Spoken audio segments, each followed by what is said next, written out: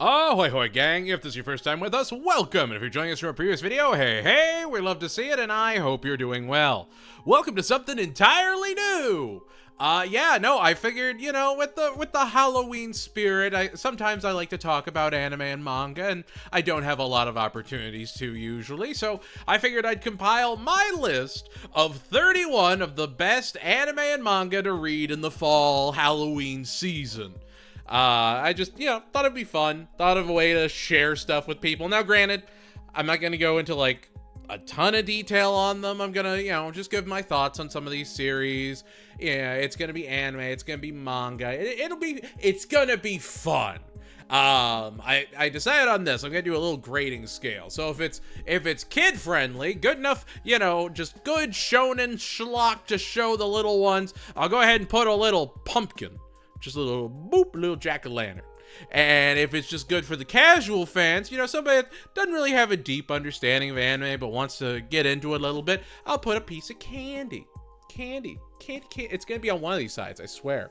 And then, for all the cool guys, for the people that go down the darker, deeper depths of anime and manga, it's mostly manga, though, I'll go ahead and put a skull somewhere in here. It's probably gonna be in a corner somewhere. It's gonna look rad. It's gonna be like, wow, look at this guy. He reads super dark skull stuff. Please, if you're interested, enjoy, and above all else, happy Halloween. Number 31, Muho and Roji's Bureau of Supernatural Investigation. Now, obviously, I did just want to say that these aren't in the list in any particular order. And these are not the top 31. These are my 31 recommendations to you. You can absolutely not like anything I recommend, think they're dumb, and that's totally fair. But I wanted to make sure that if anyone gave at least 31 a chance, let it be Muho and Roji's Bureau of Supernatural Investigation. Because that series actually really means a lot to me. It was around that time that I was regularly reading Viz Media Shonen Jump series, and I was regularly reading things like Ice Shield 21, Naruto, Bleach, One Piece, your usual stuff, Katekyo Hitman Reborn, but then I discovered Muho and Roji. I always mispronounce it as Muho and Ryoji, but it's Roji. And it got me way more in depth into the idea of yokai and the supernatural, and got me very fascinated in Japanese culture, Japanese folklore, and Japanese mythology. I love yokai. I love anything supernatural like that. I thought Yokai Watch would be the Pokemon killer, and I've never been more wrong. I'm sure I have. I am sure there is evidence out there that's worse than that. But Muho and Roji is probably the best introduction to Japanese folklore I would recommend for kids. It's 18 volumes long. It's not that bad of a read. It only ran for, I think, 4 years. It just got a 2018 anime that I actually really enjoyed. It covered most of the series. I think there was a little bit omission, but most of it was, I think all of it really. And it's just great. It's the most generic buddy cop, he's the youngest prodigy and he's an up-and-coming magical law enforcer and they solve people's crimes. And then, of course, you get stories added to it, and it has such a charm. The art style's interesting. It's not, the deepest that we're going to get into. It's not the most complex, but it left me coming back again and again. And Shonen Jump has a very love-hate relationship with yokai and demon series, because either they'll do super, super well and they will be absolutely incredible, or they will last 18 chapters and get canceled.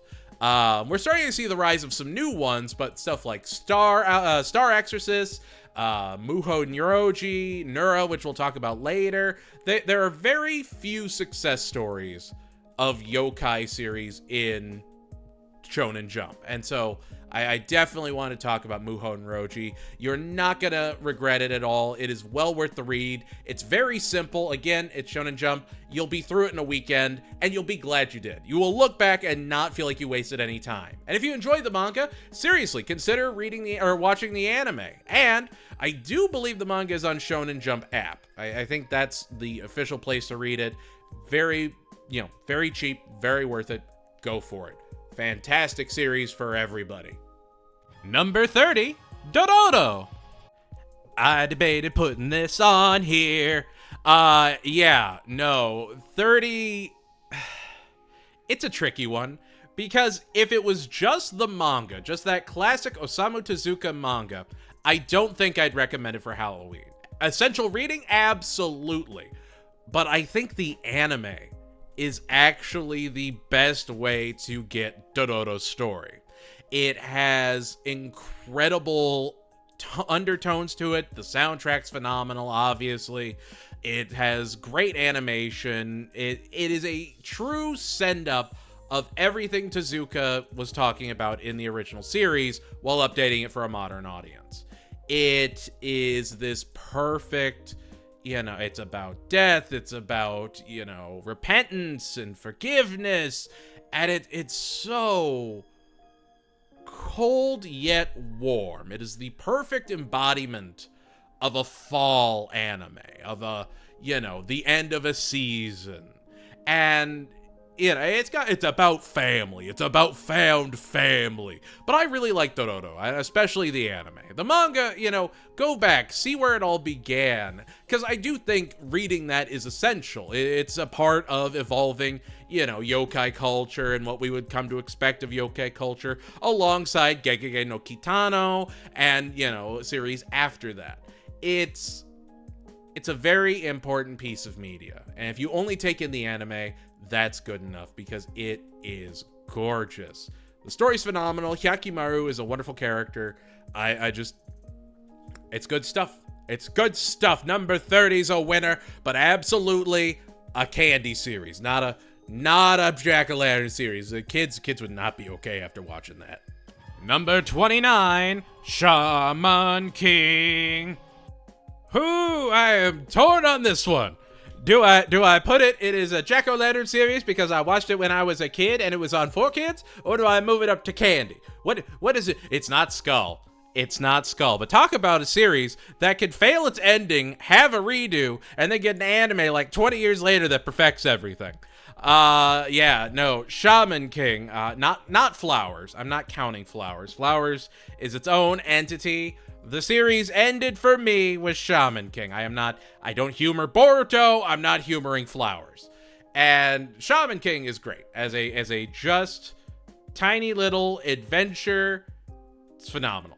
Teaches you about the Ainu culture, teaches you about, all the different cultures around the world. It's a great introduction for a lot of kids into shonen, manga and anime like that. The new anime is great. And the reason the new anime is great is because the dub is done by 4K Entertainment, which is just for kids. And so you've got, Michael Sinterklaas, you've got Dan Green, people that are reprising their roles from the previous series, as well as bringing in new people. And I think the anime does a fantastic job of wrapping everything. And there's always this, again, Halloween feel, Halloween vibe. There's ghosts, there's puppets, there's haunted suits of armor, there's men that possess Lego bodies. Like, there's enough charm there to make this a great series to just sort of zone out and enjoy. It's not a series that ever takes itself seriously. And that makes it just that much better. Shaman King, a fantastic introduction and jack-o'-lantern anime available on Netflix right now. If you want to read the manga, go right ahead. It is a gorgeous manga, but then it ends weirdly and super abruptly. You read the compendium that has the rest of the chapters that were supposed to be in there. They're fine. It's all in the actual new Netflix anime. So do it for the art, I guess, or play the PS2 game that had a weird fighting mechanic in it. Shaman King has had a weird story. Maybe I'll review it later. Number 28, Togenanki. So this is a weird one for me, because the rest of them, like, I'm sure somebody has heard of the first three, but I don't see anyone really talking about this series. It's called ToenUny, and it's basically this shonenized idea of Momotaro the Peach Boy, except flipped, where it's focusing on the ogres. The Momotaro guys are the bad guys, and the ogres are, you know, persecuted, pushed into a corner, and some of them unlock blood powers. And the main character has blood guns. And it's the most edgy for the sake of being edgy shonen series I've read in a long time. It is just so wildly creative, and yet the most predictable thing you've ever read. It's tricky. It's a very, very interesting battle shonen. I think an anime just got announced either just a little bit earlier this year or late last year. It's got quite a few chapters to it. It is a bit of a healthy read right now, but it is one that I don't see a lot of people talking about that definitely need to. I went down a rabbit hole with it, where in one of the chapters they mention Hickok 45, who is a YouTuber. He does, you know, gun videos and stuff like that. And I thought, oh, okay, it's just the translator, you know, having a laugh. It's probably some fake guy in the actual Raws. No, this manga creator actually put Hickok 45 in their series. It's just a neat thing to see. It's not a series that's cookie cutter by any means, but you can tell it has to follow those traditional ideas. It's good. It's worth checking out. I don't know what it is with having mentor characters with umbrellas now. That's just, ever since Kisuke Urahara, it's just been umbrella. And I'm about it. I'm all for it. I'm kind of tired of that shot, but okay. So if you're not reading ToenUny, make sure to, so you can be ahead of your friends with this wonderful candy manga. Number 27, NuraRise of the Yokai Clan. This one, fun fact, the anime has intros done by Monkey Magic. So that's neat. This is a tricky one. The anime doesn't cover everything, and the manga had a rushed conclusion because they didn't know how much they were going to get. They had like 6 chapters to wrap everything, and they just went, whoop, it's done. It's all gone. There we go. But NuraRise of the Yokai Clan, or NuraHyoen no Mago, NuraHyoen, I can never do it right, is fantastic. It is another just reimagination of yokai, and, you know, the main character's like 1/4 yokai, and that's delightful. You know, he has to learn how to adapt and lead his parade of 100 demons, and it's very inventive with what you can do with yokai, and it's a very good battle shonen. It's a very, very underappreciated, solid battle shonen that you won't regret reading, especially if you know it ends abruptly and you just go, oh, okay. There are enough satisfying arcs to the series that the conclusion is allowed to be just okay. It's not like my favorite series of all time, but I do think back on it fondly. The character designs are great, the story is perfectly serviceable and makes sense. It's about the past and family relationships, and, you know, it's fine. It's not gonna, you know, change your life, I don't imagine, but it's just a good, solid, you know, the family can watch it together. It's a jack-o'-lantern anime / manga, somewhere in there. Boom. Number 26, Paranoia Agent. See, and this is why it's important. I gotta lean back for this one. This is why it's important to know that these are not in any numbered order, because this series was life-changing to me. It's one of the few series Satoshi Kon ever did, and I remember watching it at like 2 a.m. on Adult Swim and just being blown away. Just absolutely losing my mind at how good Paranoia Agent is. It's a bunch of like one-off episodes where little Slugger just comes up and ruins this person's life, but in a way gives them salvation. And there's so much just gorgeous imagery and symbolism behind it, you know, the beautification and the kawaiification of Japan. You have just absolutely outstanding animation, absolutely gorgeous soundtrack. I mean, it was a series that really introduced to me a deeper level to anime. It's only like 12 episodes, but when you watch it, you're like, oh, something more can come from this. I mean, honestly, check out all of Satoshi Kon's work, because if you enjoy that, you know, you'll adore Perfect Blue. You'll probably really enjoy Paprika, which was the inspiration for Inception. Like, there's so much Satoshi Kon has done. Now, granted, would I say Tokyo Godfathers is a Halloween movie? No, it's a Christmas movie. That being said, all of them, I would say, are definitely candy to borderline skull. Paranoia Agent, I would say, is at the very high end of candy. It is heavy, but it is good. The English dub is fantastic. The Japanese sub is brilliant. It's, 20 years old and still looks gorgeous. It's like Ghost in the Shell standalone complex. Could watch it all day. I genuinely believe Paranoia Agent is a formative anime. You will be a different person after you walk away from it. And it is truly something special. Number 25, Requiem from the Darkness.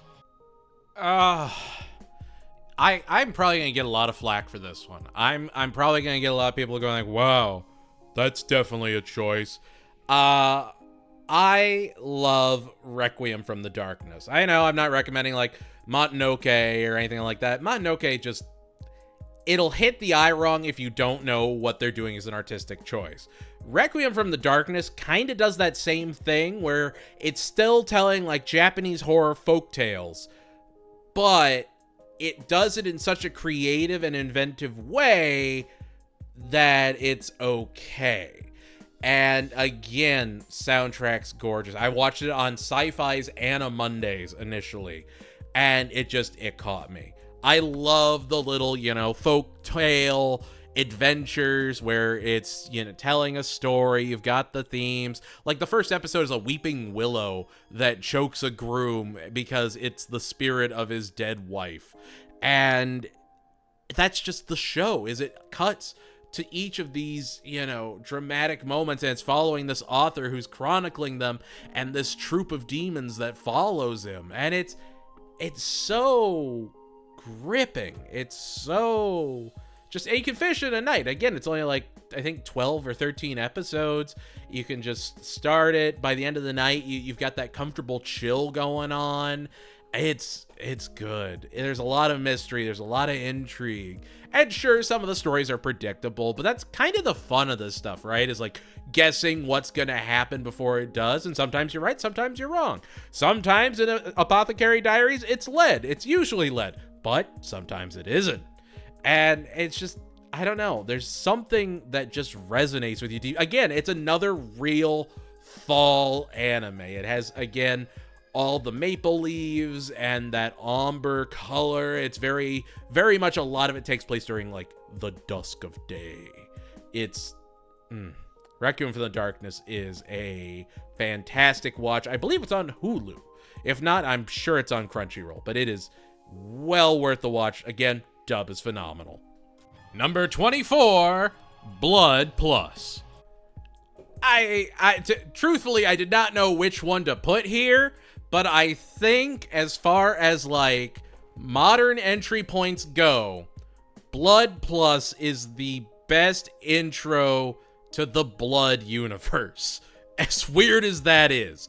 So technically, the original is Blood the Last Vampire, which is fantastic. It's like, I want to say it's only like 50 minutes. It's like an OVA. It's very quick, beautiful animation, fantastic watch.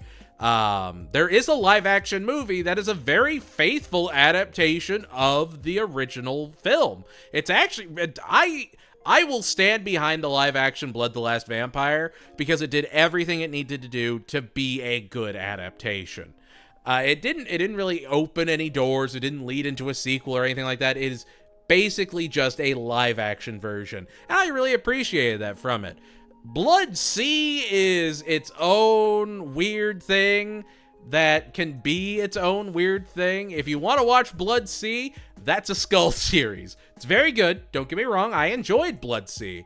But like complete narrative wise, Blood Plus is the one I'd recommend. It tells a very in and out story. The art is fantastic. It's got great action for the time it came out in. It is great. I had to put some vampire series in here. I had to put some, this is not going to be deep and gripping. This is going to be like Hellsing Ultimate, which we'll get into later. This is your Underworld 3. This is your, Japanese schoolgirl fights giant zombie vampires with a katana powered by her blood. Like, it is everything you would need a series like that to be, with some legitimate jump scares added in. It is fantastic, but at the end of the day, it's very, very simple, very, very baseline. Number 23, Boogie Pop Phantom. This one is why I needed to say that, like, Blood Plus is good, it's great, but it's very surface level. Because Boogie Pop Phantom is just an absolute gem. It is made by Madhouse, so it's already got quality attached to it. And again, soundtrack's gorgeous. It uses really creative animation styles. It tells the story through a bunch of different views and lenses. And it's just how it all steadily comes together. It's like an encroaching darkness. And then you find out it's not at all what you thought it was. It is a completely different series. Boogie Pop and Others, the other anime that came out recently, is fine. I never read the novels. Boogie Pop Phantom was a series I found independently. It was a series that I knew nothing about going into it. And when I watched it, I was just sort of blown away. It's sort of in that same vein as like Ergo Proxy or Red Garden, where there's definitely something deeper going on. I think all three of those are actually Madhouse too. But Boogie Pop Phantom is phenomenal. Easily a great Halloween watch. I think it's about 24 episodes, but it is great. Number 22, I Am a Hero. Oh, I remember reading this series weekly. I initially started with this creator when they made, it was like Boys of the Slope, Boys of an Age, and it was about this older guy becoming a boxer to try and impress a girl he likes, and it's a whole thing. It's very, very well done. But I Am a Hero is this Walking Dead epic that, again, Skull, the biggest skull, and we're gonna be doing skulls for a lot of these coming up, but I Am a Hero is excellent. The animation, or the art style, is gorgeous, much like things like Oyasumi Poon Poon or Vagabond. I really don't think this could get an anime. I don't think an anime could do it justice, because the grand spectacle is something you just have to appreciate from how it's drawn. And you really won't understand that until you read it and you get just how hyper realistic, how hyper detailed everything is. It's a breathtaking series. Again, very adult topics, very adult subjects. The main character is not a great guy, but man, it's a good story. And it's not just about the main character. It's about everything else around him as well. And it's a very creative take on zombies. It doesn't end the way you think it will. And there's a lot to love. It's got a very tranquil air to it for a zombie series. Number 21, Gauntz. All right, so yeah, Skull series across the board. Skull. But Gauntz is gorgeous. The manga is next level. The anime, I don't think they'll ever be able to do a proper anime adaptation of Gauntz. It's too difficult. Much like I Am a Hero, it's just a lot of the charm of the series comes from the art. It comes from the gorgeous fight scenes and the detail. I mean, it is clean, especially in a time period when that was not common. There was a lot of care put into the series. And it's sort of in that same vein of, Noise or Blame. And it's just this very dark techno horror. And, Onion Boy did nothing wrong. I think we can all say that Onion Boy did nothing wrong. He didn't deserve his fate. He was just Onion Boy. But Gauntz is next level. Inuyashiki's whatever. I have no thoughts on Inuyashiki whatsoever. It's there. But Gantz, for its time, was next level. And you will be elevated if you give it a shot. It is great. It is phenomenal. There are a lot of heavy subjects to it. It is a very heavy series. And I revisited it a couple years ago just to sort of, because I was reading it weekly. I was reading it, whenever a new chapter came out. Sometimes that was months later. And I remembered adoring it. So I went back and I reread it, from start to finish. Still holds up. Still a really complete, really solid story that, I still think back fondly on. If you give Gantz a chance, more often than not, you will love it. Number 20, Hellsing Ultimate. I can't imagine this will be a controversial take, but here's my controversial take, I guess. Hellsing Ultimate, which I would honestly put as candy, I wouldn't even put it as like a skull or anything, because it's just action schlock. It is just good, dumb Halloween action schlock.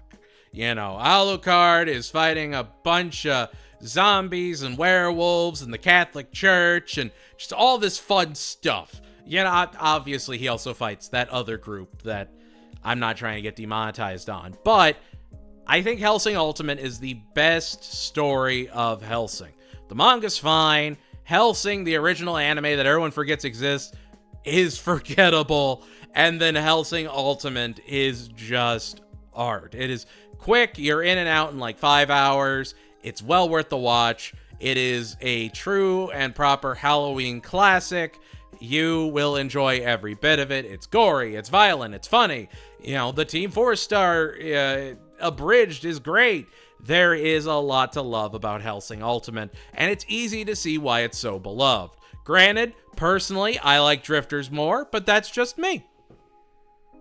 Number 19, Fire Force / Soul Eater. Alright, this is probably a little cheaty, but I'm gonna cheat anyway. Don't watch the Soul Eater anime. It's fine. It is a fine adaptation. The animation is fine. The soundtrack is great. But it only covers like a quarter of the full story.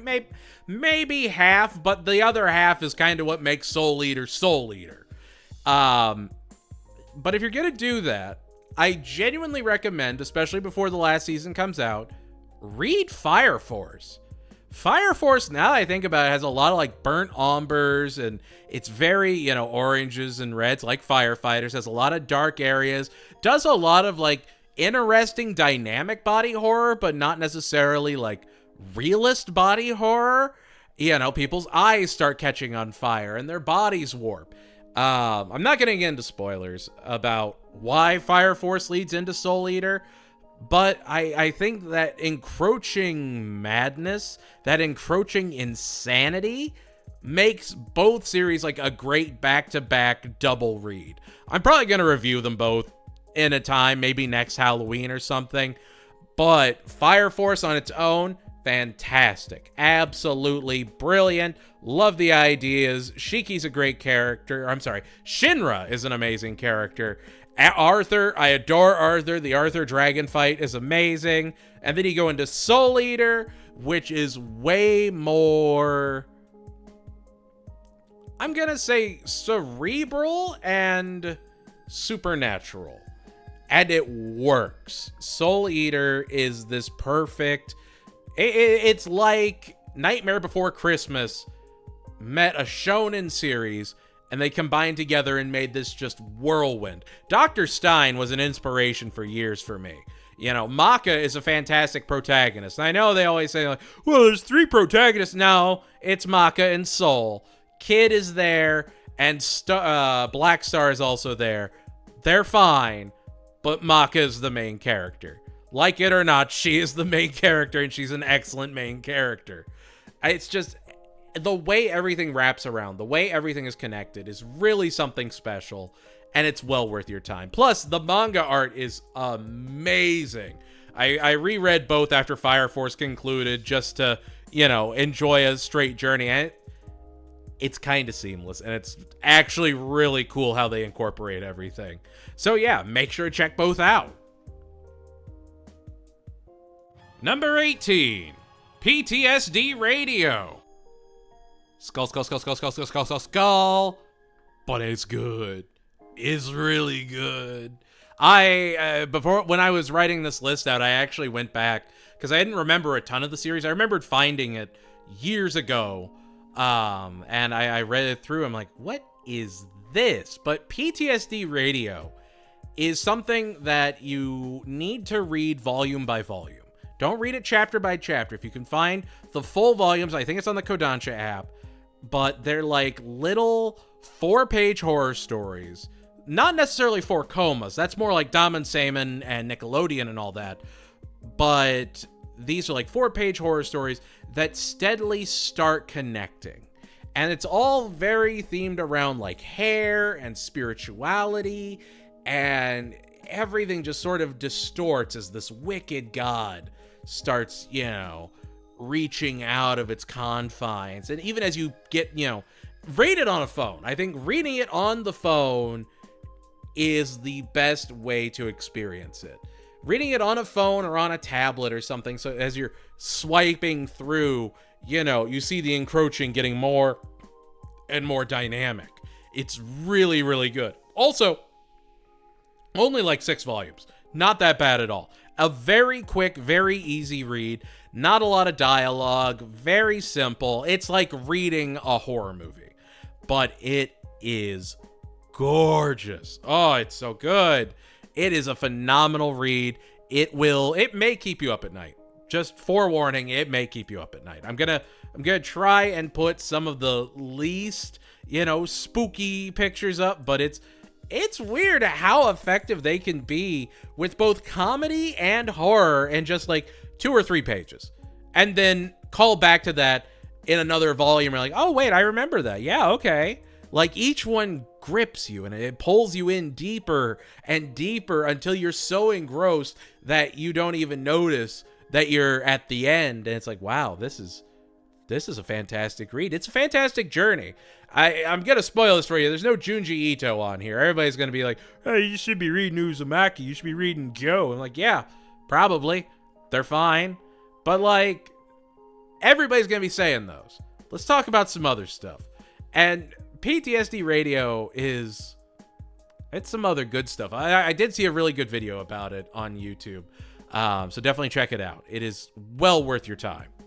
Number 17, Naoki Urasawa's Monster.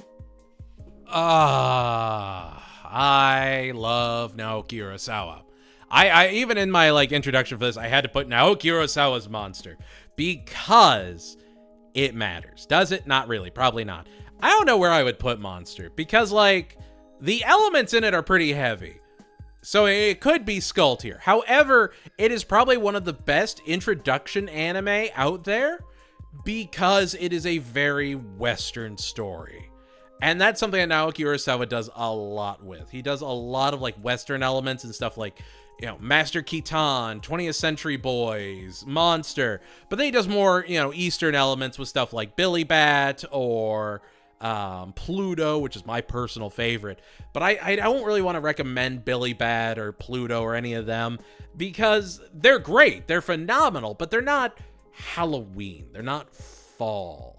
And Monster, having, the doctor running through Germany, hunting down his old patient and everything. It's gorgeous. It's absolutely phenomenal. The anime's great. It's got Richard Epcar in it, so it's always a banger. But the manga is what threw me into the world of Naoki Urasawa. It's what made me go and find what I could of Master Keaton. It's what got me into Pluto. It's what introduced me to the whole extended world, to the point that I was reading Billy Bat as it came out chapter after chapter.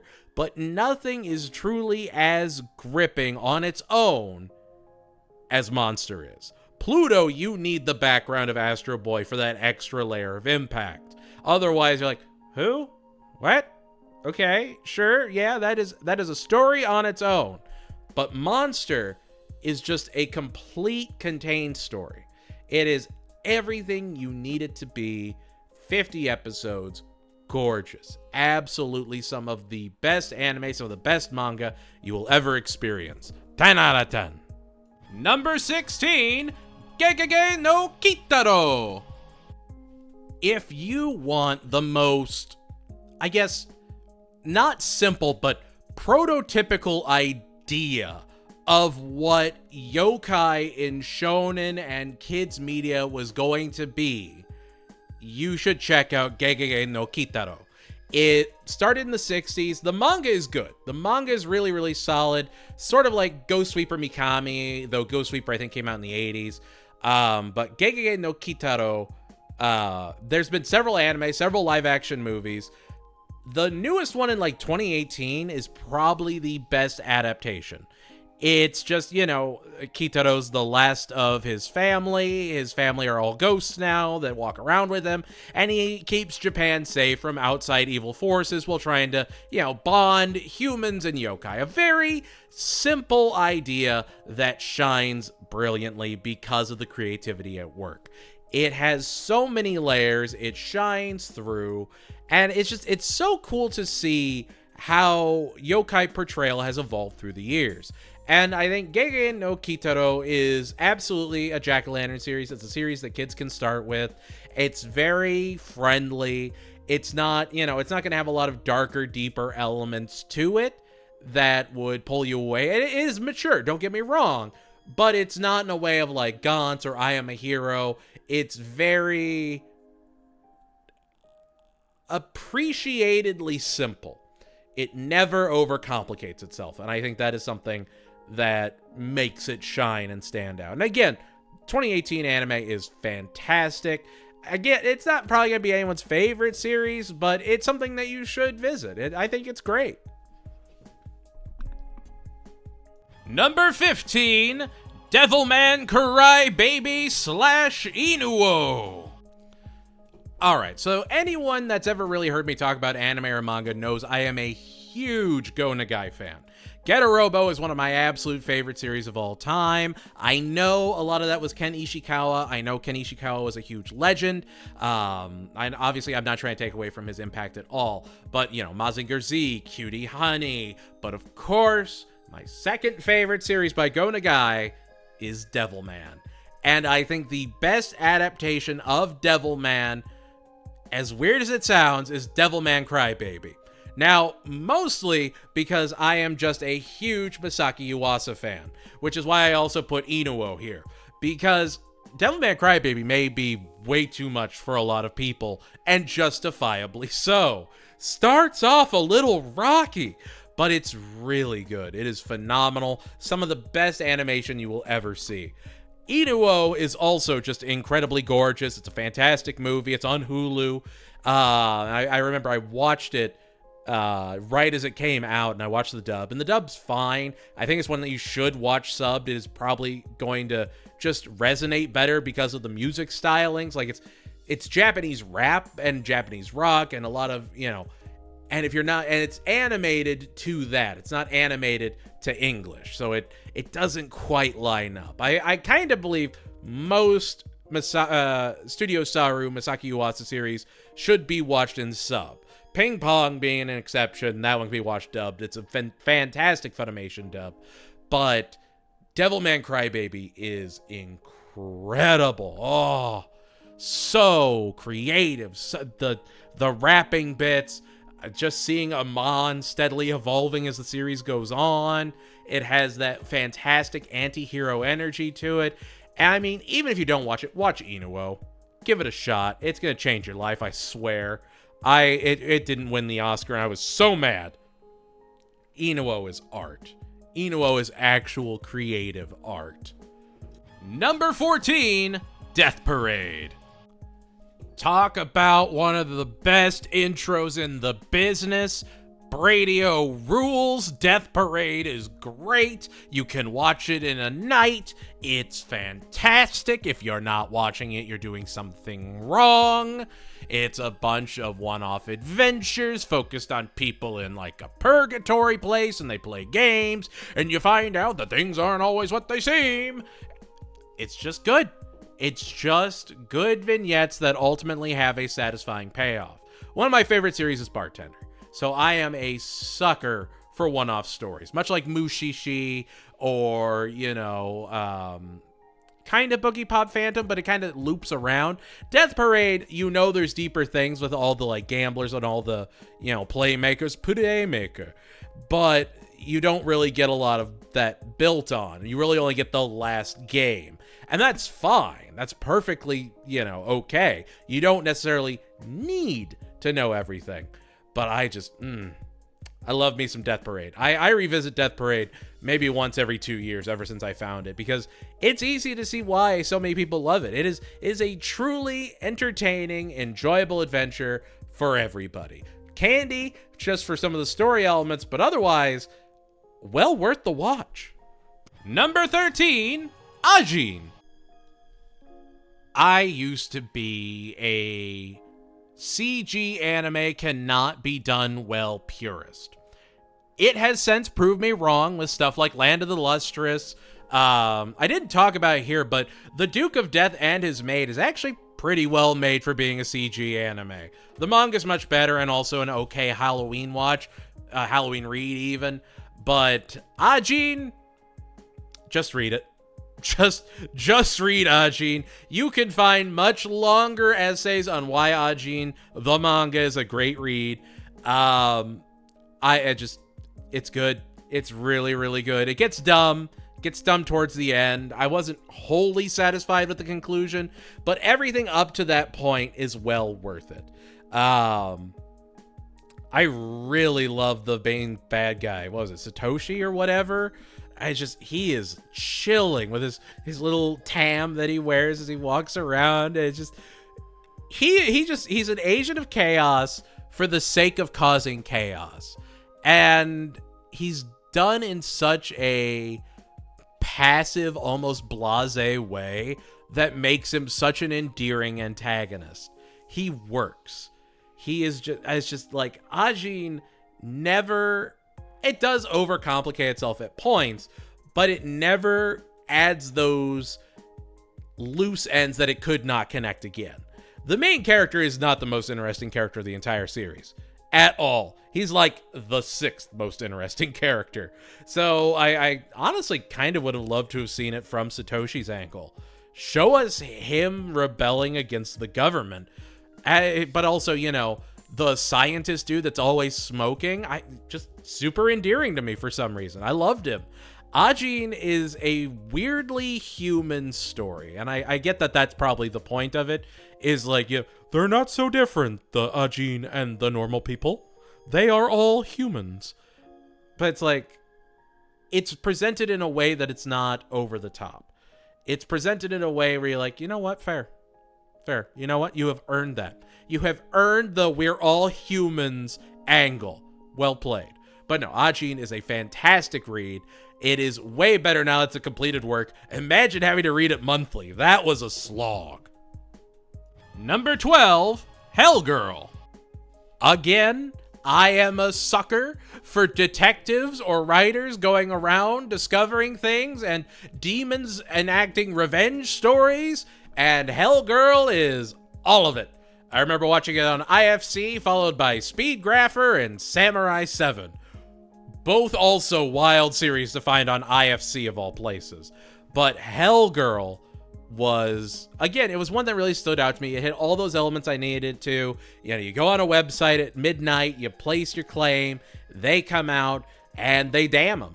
And sometimes it's completely justified, sometimes it isn't. Sometimes they have their own course of justice, sometimes they're getting revenge on people in their lives. There's so much to Hellgirl, and is such a fantastic watch.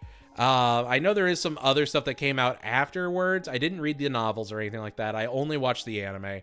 But the anime is a fantastic Halloween watch. It is spectacular. If you enjoy it, try the other IFC series, Gankutsuo, the Mount of Monte Cristo, or the Mount of Monte Cristo, the Count of Monte Cristo, except it's on the moon and has giant robots and vampires. It's weird and great.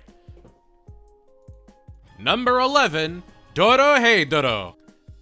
This is just a segment to talk about how great Q Hayashida is. She is easily, and it's so crazy to me what she creates, because Dorohedoro is a fantastic read.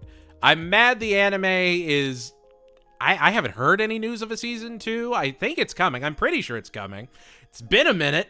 I haven't seen it since, I think, COVID, but the manga is incredible. Oh my god. Not only because Master N is one of the best characters ever made, his power over mushrooms is enchanting, and, you know, he is my Gojo.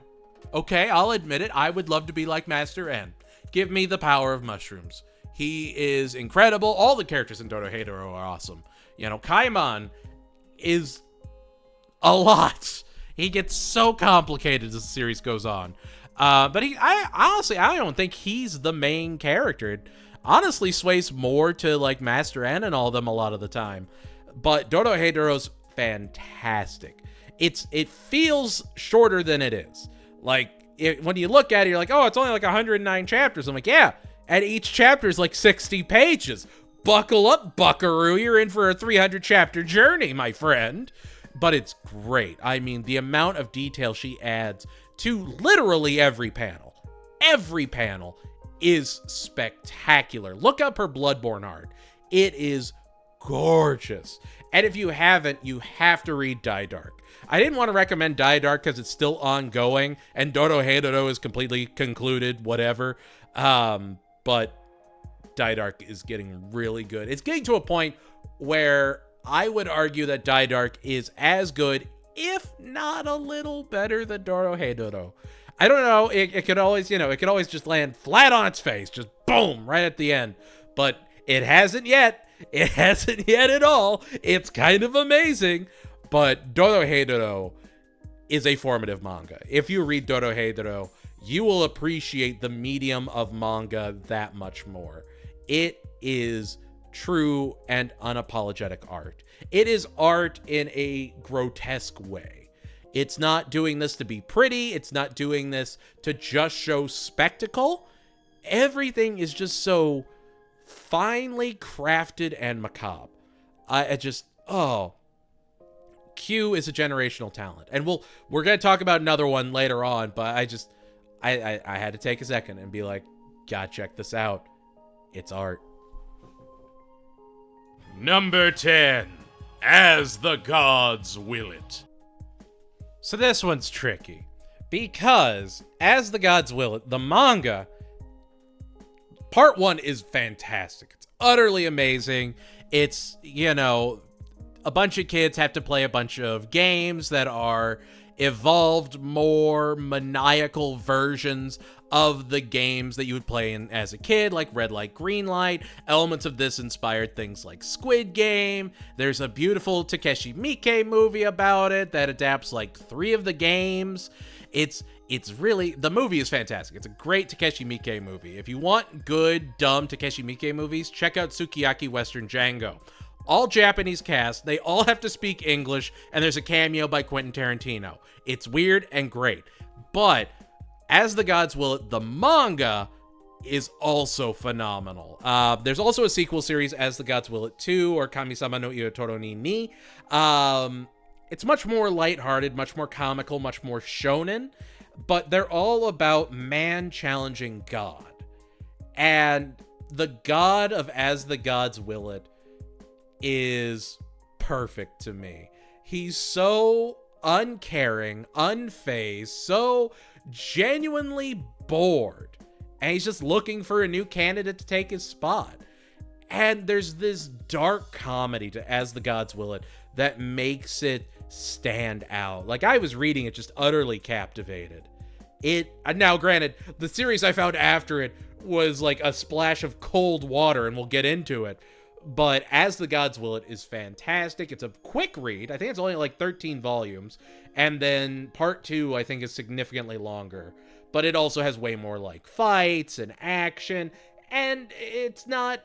The first one is very much more about the games themselves and the mental anguish of, killing your friends off in order to keep fighting for your survival. And then that last shot I don't want to get into it because I don't want to spoil it, but I take the lesson the two protagonists have at that last scene, that last rebellion, and I have carried that with me through my life. It is one of the most impactful final like chapters of all time. Kami-sama no Irutori is something, or I'm sorry, Kami-sama no Irutori is truly next level. Number 9, Parasite. All right. Let's talk Parasite. Easily one of my favorite series I keep revisiting. It is a series that my buddy, who does not watch anime at all, fell in love with, and it's easy to see why. It is solid. It is absolutely incredible. Parasite the Maxim, I would honestly say, is the best way to take in Parasite. The manga is fine. It's actually really good, but the anime updated, like when it takes place, modernized it, and made it make a lot more sense. It feels like a true polished idea of what they wanted to do with the story of Parasite. I really love it. I think it's fantastic.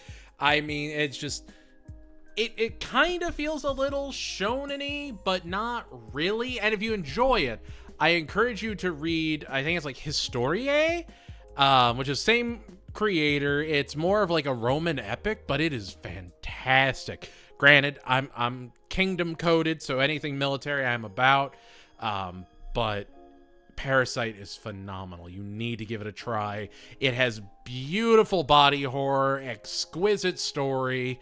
You know, the soundtrack is okay. It's not anything like super memorable, but the animation is gorgeous. Like, the animation is top notch. I remember my buddy was watching it like every other week as it was coming out on Adult Swim. I'm like, buddy, I'm happy for you.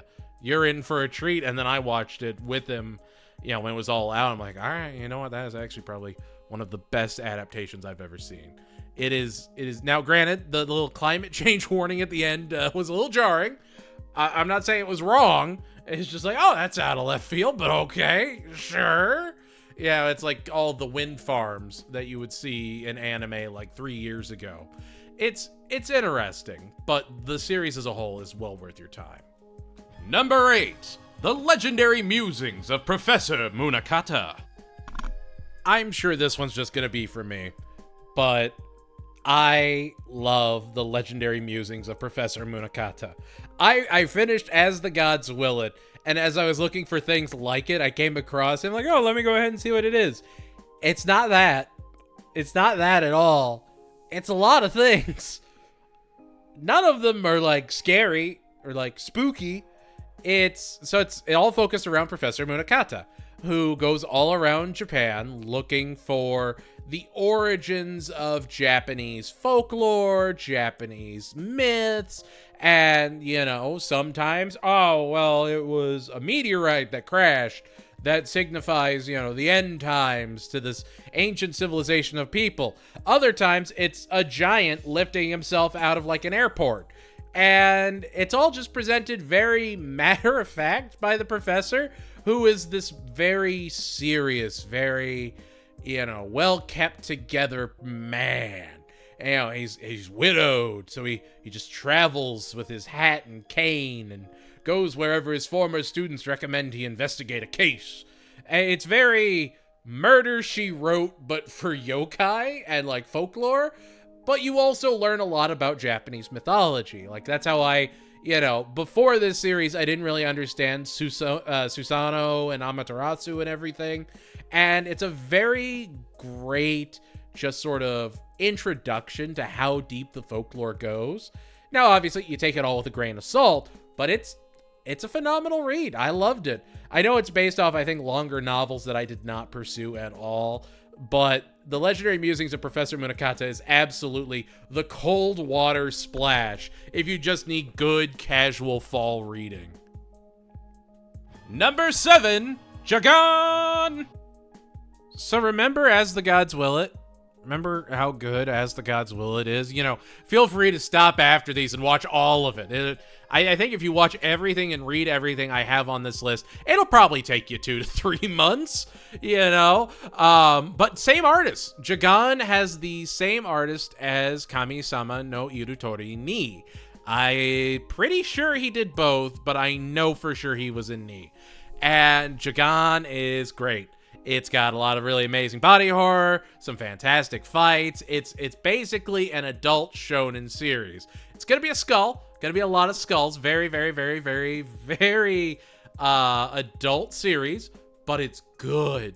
It is so good, even right up to like the conclusion. I was surprised at how well it stayed together.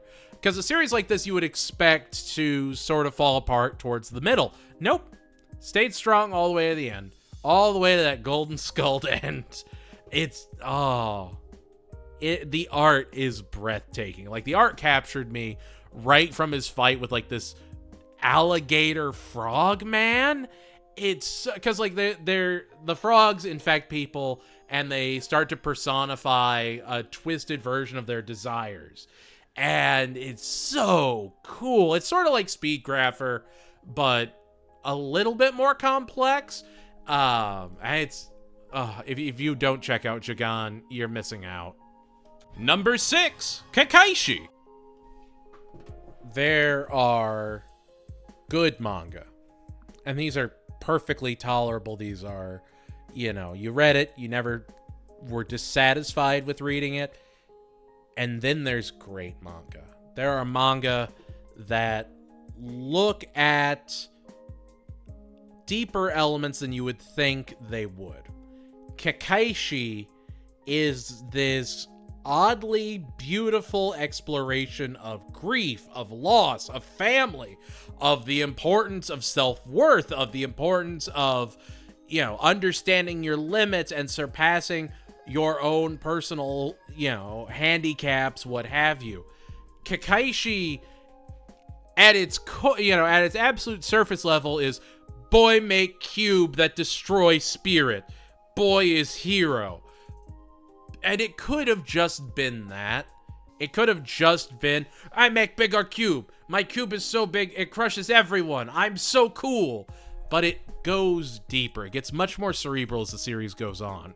The anime is almost too good to end where it does, because it ends maybe a quarter of the way into the manga. The manga is well over 300 chapters, and it is fantastic. I mean, it changed how I thought about life. It changed how I reevaluated, you know, life events for me. I was jarred by how gripping it was week after week as I read it. And then when I read it through, and I read it through probably once a year I come back to Kakashi. Kakashi just means that much to me. It is spectacular. And you know what? I know I haven't been great about saying what the ratings are. I'm going to make sure the ratings are still there. But Kakashi, I would say, is probably the top of Jack-o'-lantern, bottom of Candy. It is something that if you read it during your formative years, you will become a more empathetic person. And the lessons about sacrifice, the lessons about, you know, there is a rivalry, you know. Protagonist wants to be stronger than girl protagonist, but it's not because, you know, I'm not gonna let a girl be stronger than me. It's not even, you know, I love her so much, I can't let her be stronger than me. It's, I don't want her to ever get hurt again. I hate this job. I hate what this job makes us do. And if we're the only people that can do it, I will find a way to break the seal. I will find a way for us to not have to live this life, to be able to chart our own destinies, to break away from ancestral rights. And it's refreshing to have this prodigy character hating what he is doing, hating the job, not just like, yeah, I'm the prodigy of the 9th generation. I've inherited 19 special techniques. It's like, no one in the family truly loves the work. It's dangerous work, keeping a school safe from all the demons, Karusamori. And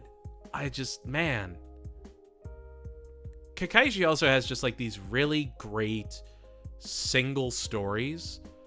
Like the story of this baker and his brother.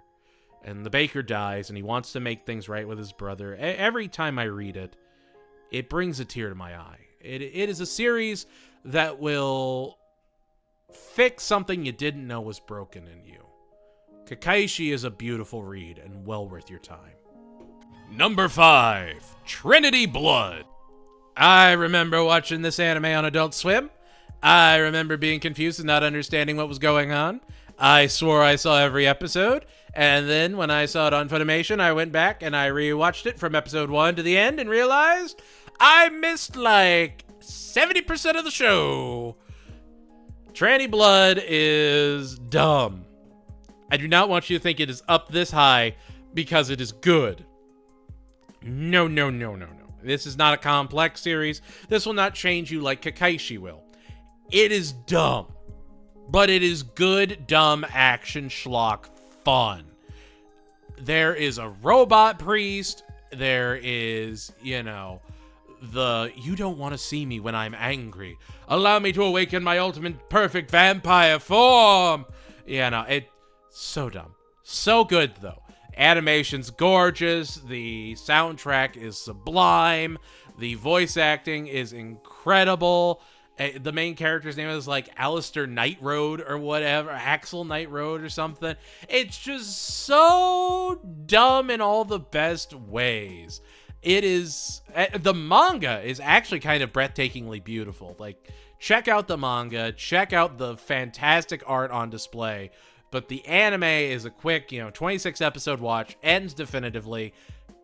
The spectacle of like a sci-fi vampire epic cannot be understated. It is not anything you would ever expect. Trinity Blood is not what you remember it as at all, and well worth the revisit. Number 4, Ushio and Tora. I think I found Ushio and Tora at the absolute perfect time. It is absolutely phenomenal. Tells the story of Ushio, who finds Tora in his basement with a spear through him. He's got to pull the spear out, become the new protector of humans and ghosts, and goes off to fight, exorcists and New Way and just everything you could possibly imagine. The nine-tailed fox, all that good stuff. But what makes it and the rest of Kazuhiro Fujita's work so amazing is the art style. It's very sharp. It's very distorted. And you start to see Ushio becoming more and more like a beast the more he uses Tora's power. And everything is so beautiful in the way it's told to you. It's shown to you. And Ushio and Tora is probably the best put together of the 3 series he's done that I'm going to talk about. And probably my second favorite. It is not my favorite. But it is a great introduction to more surreal, cerebral shonen horror. It's deep. It's almost like weirdly eclectic. You can feel the rage dripping off of each page. And that's something I really appreciate about his work, because it's through all the series I'm going to talk about. But Ushio and Tora is phenomenal. Definitely Candy Class, maybe bottom of Jack-o'-lantern. The rest of them, Candy or Skull. No difference. But Ushio and Tora is great. It's probably the borderline of what kids can be okay with right now. I think it's on Hulu, but it is phenomenal. Number 3, Karakuri Circus. I'm always going to say read these series because I think the manga is just overall better. But that does not mean the animes are bad. And I had to wait a good long while for the manga for Karakuri Circus to finish, because it was still actively being translated as the anime was coming out. And I remember finding Karakuri Circus and just being utterly enchanted by it. It is so good. Spoilers, it's my favorite. It's my favorite of everything Kazuhiro Fujita's done. And the only thing I haven't read of his, I think, is Moon Act, I think it is, or What Happens Under the Moon. I haven't been able to find any translations for it. Otherwise, I've read all of his longer works. And Karakuri Circus is just, when it's introduced to you, it's like, a man knows Chinese Kempo, but if he doesn't make people laugh, he dies. And you're like, oh, well, that is so fun. That doesn't really do anything for me, though, so I might be going on there. Wait, hang on now, gang. What if I told you there was an acrobat at the circus that powers a one-armed puppet to fight evil mechanical puppets that are working for the main character's uncle? Go on, I'm listening. I'm intrigued. And it just sort of escalates from there. You find out that the puppets are, they've got their own motivations, and it's a lot of darker elements. It's a lot of, shonen, but not quite. There's shonen elements, absolutely, but they get darker and twisted the deeper and deeper you go. It stops becoming just, boy finds identity in world and becomes much more warped. And I really sort of love that. And again, puppet designs are incredible.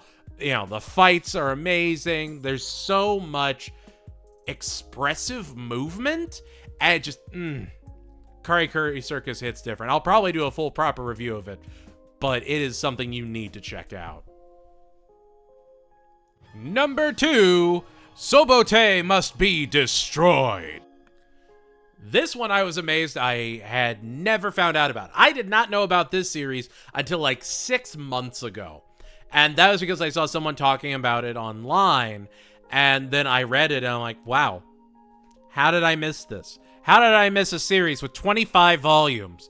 Sobote Must Be Destroyed is definitely the most cerebral of all of Kazuhiro Fujita's works because it's very non-linear. It's very weird. It's got living water and aliens that get through water paintings and an artist that can contort the world. The Japanese Prime Minister and Secretary of Defense want to blow up a house. That's the plot of the series. It's them attempting to and failing to blow up a house. And it's great. It's just kind of amazing. Now, granted, just to put this here, this is probably my least favorite of his works, and it's still incredible. I've got some shots, going across the screen here. Like, look at this. Look at this art. Look at this spectacle. Like, this is something that shows that Kazuhiro Fujita is one of the best in the business. It is, the story has gripping moments. It has those, touching elements to it, but it's the action that really sells it all. It's that tension, and it's just done so brilliantly. It does get confusing in parts. Again, it's a weird sci-fi adventure, but is good. Is really, really, really, really good. Dishonorable mention, singular. I don't know where I'm going to put this one, but here's my dishonorable mention, singular. It's Death Note. Death Note. Every year for Halloween, everybody recommends, hey, you should watch Death Note. Death Note's the greatest Halloween series of all time. Why? Because it has a Shinigami in it? What about Death Note screams Halloween to anyone? Death Note is, I think we're at a point where I can say this. Death Note's lazy. Death Note's a little lazy. Death Note, in the grand scheme, doesn't make a ton of sense. It's bad. Watch something else. Platinum End is also bad. Hot take, that creator's best work is Hikaru no Go. And even that wasn't spectacular. Death Note, I think we've just aged out of. If you are 13, Death Note is the greatest thing you've ever seen, probably. Just like Code Geass. If you are older than 13, Death Note is... There's better stuff out there. Just watch anything else for Halloween, please. Death Note's fine. It's just not groundbreaking. It's not incredible. There's better stuff. Honorable mentions. These I was torn on including. Not really. I kind of knew I wasn't going to include them, but these are series that fit that aesthetic, kinda. Number one, Golden Kamuy. It's not really scary. It's not really got any horror elements to it, but it's very much like a fall-winter anime manga. A lot of it takes place in northern Japan, near Hokkaido. There's a lot of focus on, like, Ainu culture and, like, comfort food and stuff like that, preparing for winter. And so it fits the time period. It fits the season. And it is good. I prefer the manga to the anime personally, but seeing all of those classic Japanese movies being reinterpreted, having, you know, them do an arc that's just Yojimbo, or just the Seven Samurai, or just a celebration of Kurosawa's works, is honestly incredible. It's something we don't appreciate enough. Like, Golden Kamuy is very, very smart. The other option, Cowboy Bebop the movie. Fun fact, it's free on YouTube, and people tend to forget that the final fight happens on Mars Halloween. I don't know. I was watching it recently because it was free on YouTube, and I was like, you know what? I haven't watched Cowboy Bebop the movie in a minute. Let me go back to it. I'm like, oh, that's a lot of pumpkins. Wow. So technically, there you go. You can watch Cowboy Bebop the movie. And finally, my last honorable mention. It's mostly here because, look, I know. Okay, I know. Everybody and their uncle is going to be waiting for me to talk about Ghost Stories. And Ghost Stories is very much the Mystery Science Theater 3000 reading of Manos the Hand of Fate. It's very much the Tommy Wiseau's The Room of anime. Everyone knows the backstory behind Ghost Stories. Everyone knows they didn't have a budget. They didn't really have, time, so they just got drunk and had fun with it. And Ghost Stories is perfectly fun in a party setting. I'm not going to recommend it because you can find 900 other people that are going to recommend Ghost Stories, and they're not wrong. Just know that it's old. It's got a lot of old humor to it. If you enjoy Ghost Stories, what you need to do is you need to go on YouTube. You need to type in AMV Hell, and you can take in the comedy of the time. But Ghost Stories has a special place in my heart. It always will. I was an early 2000s anime kid. I'm not going to sit here in front and say, like, I'm too cool for Ghost Stories. I'm too cool for, all that. You know what? Another one that I'm not going to take these next 4 out. I'm not going to take the rest of what I have to review out. But Shiki. Shiki is a phenomenal Halloween series. Great vampire werewolf story. It's good viewing. Shiki is, the manga's way better than the anime, but the anime is also really good. Number 1, Hozuki's cool-headedness. You made it. You made it to the end. You made it to number 1 on my 31 list, and it's going to be a dumb series that I'm sure no one else will enjoy but me. I don't care. It's my video. It's already going to be over an hour long. You're stuck with it.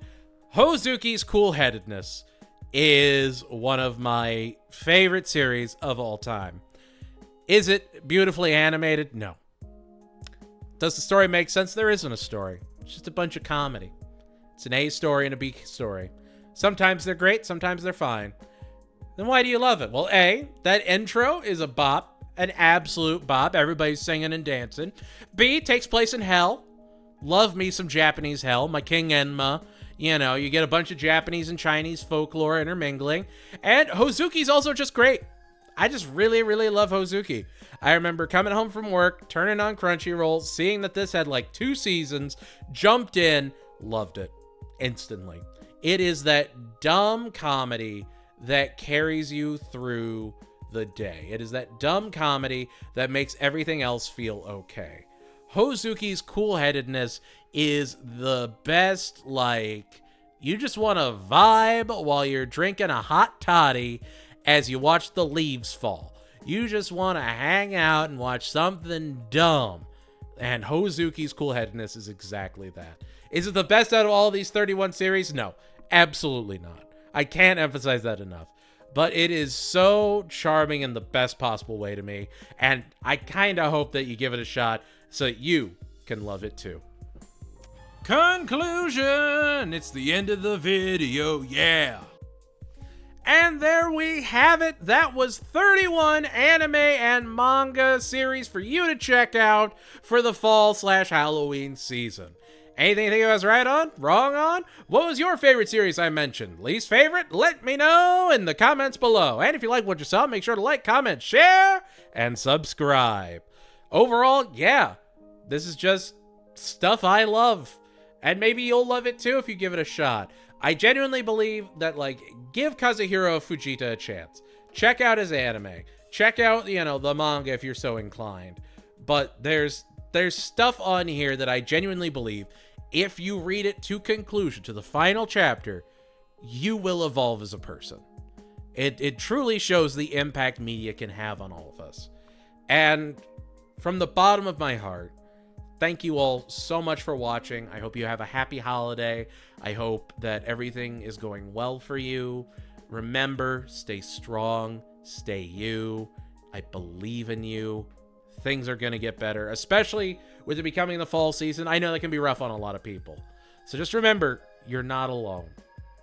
And if you like the channel, like the content, consider joining our Patreon or membership programs today. $2 a month gets your name on this wonderful list, as well as early access to videos, exclusive polls, and so much more. Don't forget, I also stream here and on twitch.tv, and you can also find us in the Discord or on Twitter. Yeah, no, that's all I got, really. I just thank you all. I know I don't make a ton of anime content. Don't worry. Bob's Burgers is still coming. I've got scripts done a couple seasons ahead. I'm still working on it. I was not expecting this to be as long as it was, but thank you. All of you, truly, thank you. You've made this grand experiment worth it.